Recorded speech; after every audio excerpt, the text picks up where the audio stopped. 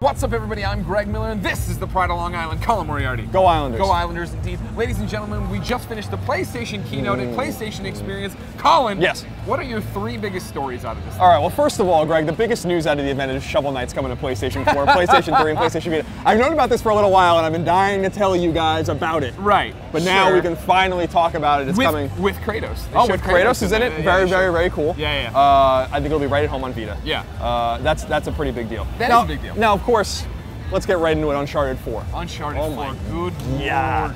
Does that game look good? Oh my God. And for me, like, I tweeted about it during the show. And granted, this is our first time seeing it in motion, seeing any gameplay. But what stood out to me is that, and it sounds cliche, it's non-stop action. There's no longer an animation that plays out where you can sit back and watch it. Because even when you pulled somebody off the ledge and threw him behind you, he grabs onto your leg and you have to tap square to get off. You jump onto that thing and you're sliding down, you've got to shoot, then you've got to jump. You're climbing up the wall, you suddenly have to jump out, use that climbing hook to embed it and use it as opposed to pivot. It's like, holy crap. It's really cool. What I tweeted about with Uncharted 4 was the level of design that goes into a game like that, into a sequence that we just saw, is insane. There are very few studios, if any, really, that can do something like that. I don't think, like the pacing and the nonstop action and a little bit of non-linearity too, I think there. We've never seen maps quite this open, I don't think, in an Uncharted game. Sure. A lot of stealth elements, a lot of the little hook thing that he uses when he's kicking guys. And then, of course, there's a brother introduced at the end. He says, let's go, little brother, we gotta find some treasure. It's like, awesome. Immediately, speculation began, was that Troy Baker's voice? Here, there was a lot of echoes, even back home. IGN guys were tweeting it, or texting me saying, is that Troy? I'm like, I can't tell. Yeah, I couldn't tell either. But I wouldn't. You got an ear for that, though. I don't really I do, but here it's so echoey, I couldn't get it. I thought I caught it in the beginning, but I'm not ready to confirm or deny Troy Baker rumors that I have put in my own head. So that's, I think, the biggest story of the conference. Except for Shovel Knight. Number two, I'm going to include Shovel Knight in there, but I'm going to say that the second biggest story, PlayStation Vita isn't dead. No, far from it. We love our Vitas, we play them all the time, but Gio came out on stage and made a point to introduce 7 games for the PlayStation Vita, some of which were like totally what I always wanted. Yeah, I'm excited about Banner Saga because we really don't, with the exception of Frozen Synapse and maybe a couple other games, really have a strategy RPG to play, a strategy game. Right. And I think Vita's perfect for that. I mean, think about Tactics and Tactics Ogre, Final Fantasy Tactics, all these games. And I think that's really exciting too. And then Super Time Force, which I didn't expect to come to PS4 anytime soon, is also coming to Vita. Right. With Shuhei Yoshida. With Shuhei Yoshida and his little character throws out tweets to fight. It's like, oh my God, that is amazing. It's very cool, but it was cool to see a lot of Vita support. We got, even from, Gio Corsi had his little segment, and obviously Double Fine's bringing some of their games to Vita, but there was quite a few mentions of Vita. Yeah. And so Vita will be alive and well. I mean, the biggest Maybe thing, not well, but alive in 2015. Stop the presses and somebody tell Jared Petty they've finally said it next week, Suikoden 1 and 2.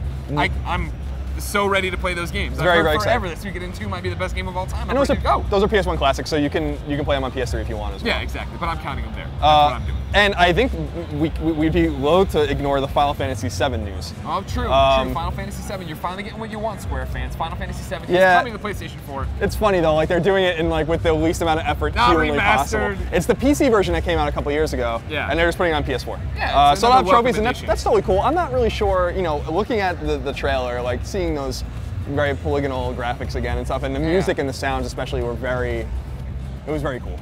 Yeah.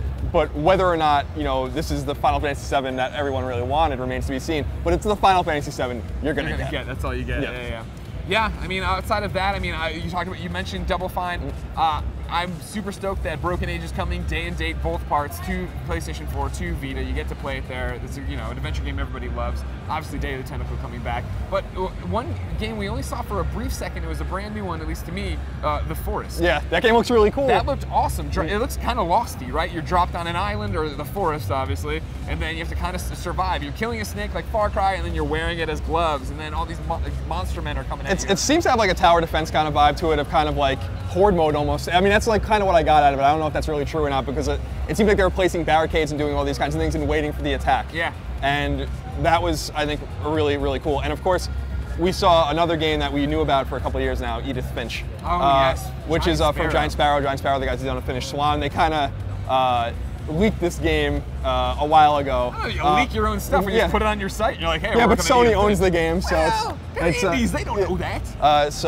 That I think looked really cool, really promising, very different. Yeah. The Unfinished One a little bigger, it looks like. And I think we'd be also remiss not to mention Drawn to Death from David Jaffe, which was the game that ended the show. And while I'm not really a fan of multiplayer games, and I'm probably not going to play this one. The idea is really cool. Right, yeah, you're basically, there's this guy who's drawing in high school. He's a talented artist. Like, we all used to doodle in our notebooks, and this is the multiplayer matchup happening in his world. And it's all in notebook things. You shoot stuff, and they pop into little pieces of paper, and then you see his own writing as like the sky and stuff. Like, that's awesome. Yeah, I think it's a really, really novel idea. I mean, there are not many new ideas anymore, and I think that's, I've never seen or heard anything like that before.